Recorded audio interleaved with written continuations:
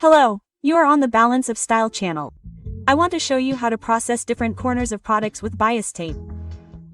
I have used this processing method several times, including my Japanese style suit and non-standard collar. I will show the processing using the collar as an example. I will also explain how to connect the ends of the tape. Enjoy watching. Here I cut out my product. I do not leave any allowances, since I will process the edges with tape. And for this, the first thing I need to do in this case is to determine the degrees of the angles. I will leave a video on how to make the tape in the description. So, let's determine the angles.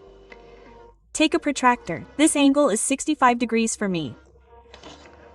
Let's sign it.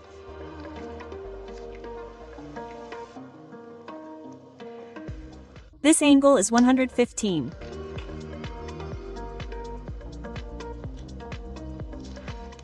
And the central angle is 100.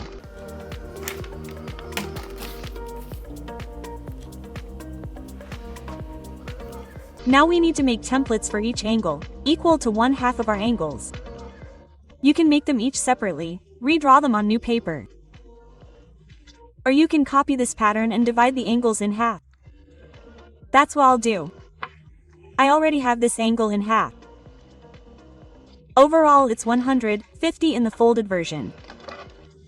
I'll cut it off and use it as a template.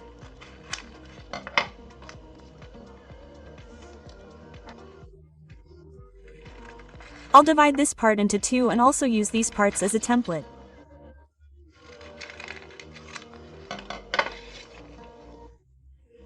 Bend this angle.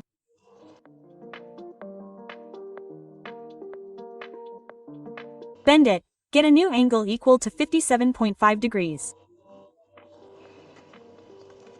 Also bend this angle equal to 65 degrees. Get a new angle equal to 32.5 degrees. For convenience, let's sign each of these corners so as not to get confused. This is our center. This is the bottom. And this is the top.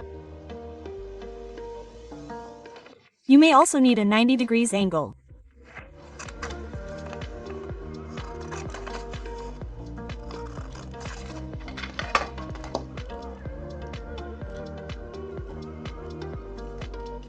I'll start sewing the piping on from this side. This is the back part. The connection will be hidden. I form the piping, leaving 1/2 millimeter shorter than the other half. This means that this short part will be located on the front side.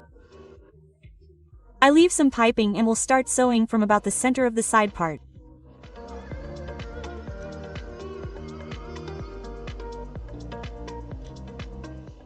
What do we need to do here? We align the edge of the binding with the edge of the product. We take our template, an angle of 65 degrees. We align it with this bottom line.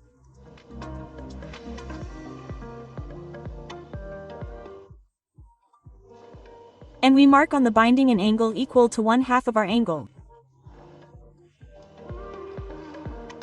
What do we do?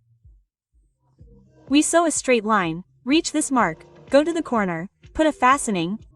I often use this foot, and I will use it now. It is very convenient to navigate by the notches.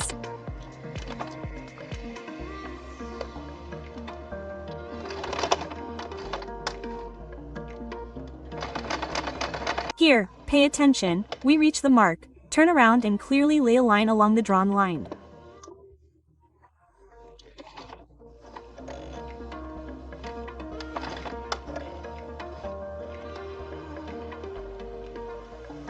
Here I turn the flywheel manually. It is more convenient. We make a fastening. We cut the thread. Now we turn our binding along this corner and in such a way that the turned edge of our binding continues this line of our product. We can navigate by the ruler. Now we apply a right angle, aligning the edge with the bottom edge, and turn our binding to this side.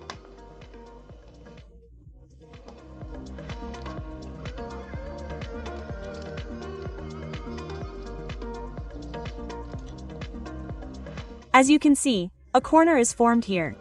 This is because this angle is less than 90 degrees. In 90 degrees corners, this edge of the binding will perfectly match the edge of the product. What do we do next? We will lay a straight line, laying the binding with the edge of the product.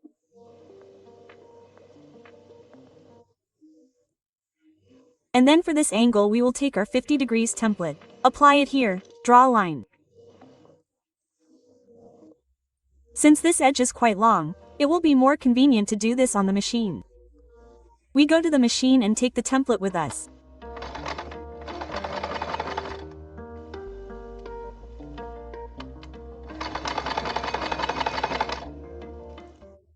When laying the line, the binding, do not pull towards you, otherwise it will deform.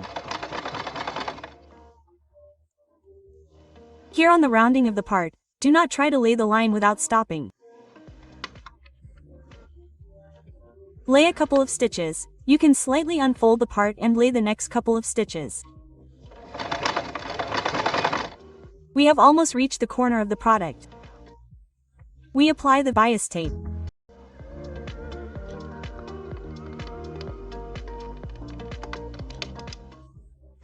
We take our 50 degrees template, align it with this edge. Make a mark. Now we sew a line up to this mark. Turn to the corner, sew a line along the mark, secure it and cut the thread.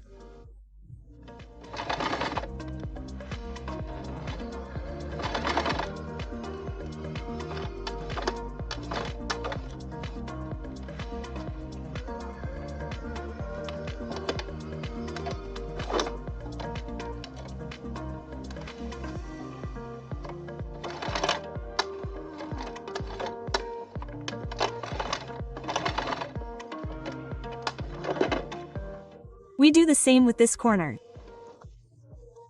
Turn the facing back, apply the 90 degrees corner, aligning it with this edge.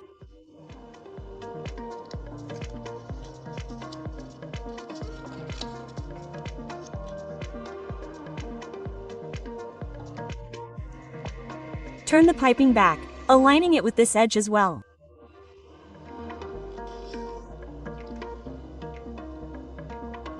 Fix it. Now we do the same. We sew a line, reach the corner, take a corner equal to one of this angle. In this case, it is 32 degrees for me. We also align it with this line. Make a mark. We reach the mark, turn around, sew a line, secure it and cut the thread. I will now sew the remaining corners off screen. The situation with this corner will be exactly the same as here. I have sewn almost the entire product off screen. Now I will show you how to form an obtuse angle equal to 115 degrees. The essence is the same. Turn the inlay back.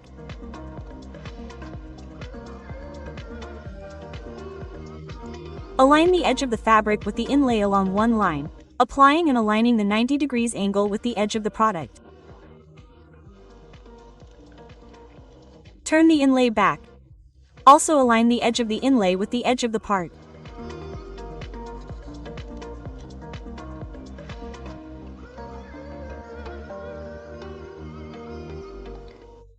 This angle is greater than 90 degrees, as much as 25 degrees, so the difference is obvious here. How much the corner of the inlay does not coincide with the edge of the part. Now I will lay a line literally a couple of centimeters. This is so that it is convenient for us to connect our edges of the inlay. Now we need to connect the edges of the inlay. To do this, we turn the stock that we left by 45 degrees.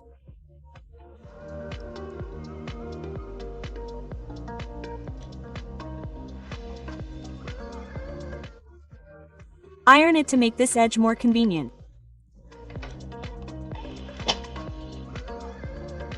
Now we turn the second edge of the inlay back by 45 degrees.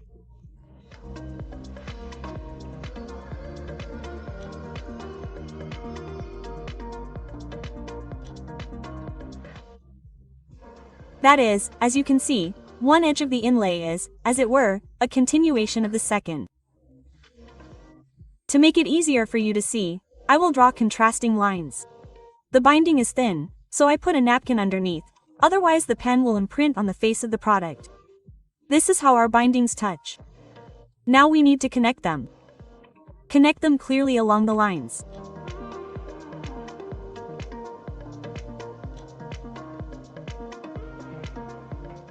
And it is better to baste this section first.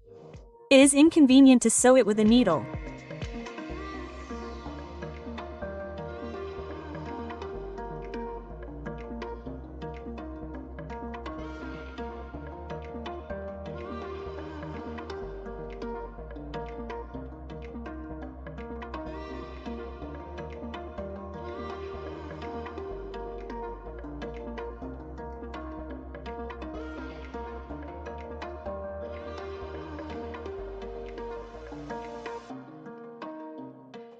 Now we go to the machine and lay a straight line. Make the stitches short. Lay the line. Trim the allowances, leaving millimeters of flock. You can also cut out the corners.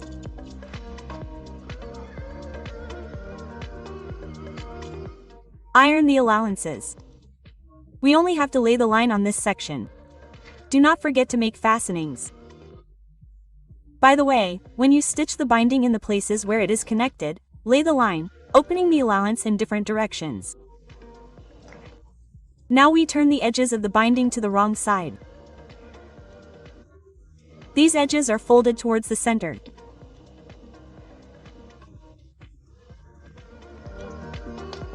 We fold the binding and close the edge of the product.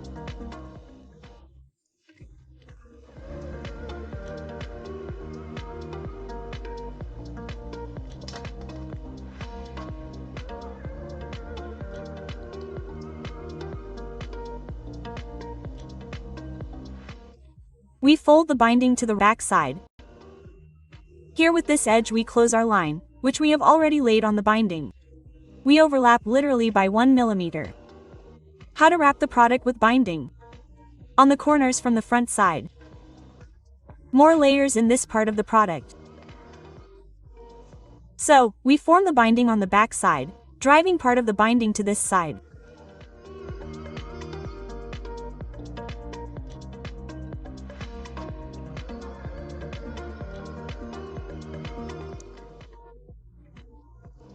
In the places where the binding is connected, we open the allowances in different directions, bend the edge of the binding to the center and bend our product.